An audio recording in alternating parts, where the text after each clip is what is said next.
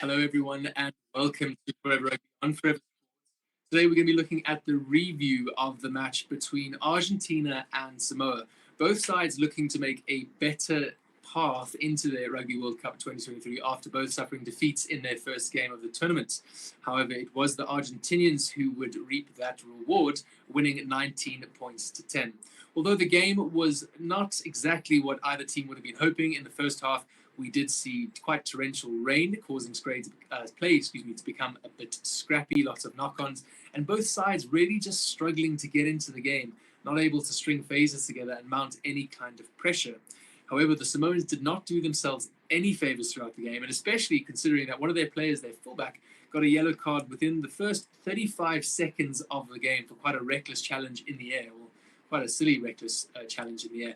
So Samoa down to 14 men for 10 minutes for the first 10 minutes of the match, which is not what you want when you've got the fresh legs of the opposition. The Argentines had to work hard though, and eventually did score through Boffelli in the 8th minute, who then converted his own kick. It was quite a Boffelli show for the Argentina side, as it often is. He was excellent from the boot. So after he converted his own try in the 9th minute, the 24th minute was the next time we saw a point being scored, with Boffelli slotting a penalty kick across, so taking the score to 10 points to nothing. However, Cristian Lealiafano then decided to try from his line, and he converted the kick, bringing it back within 7 margins. That was in the 27th minute.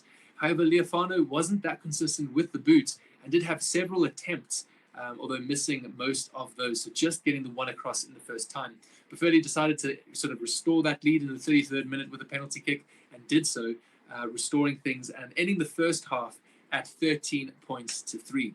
Coming back into the second half, we were expecting both sides to look at potentially playing more traditional rugby, what we know from both these sides. We know Argentina have a very exciting backline. We know Samoa love to play some running rugby, but it wasn't to be. Potentially conditions just a bit too wet out there for either side really to get going.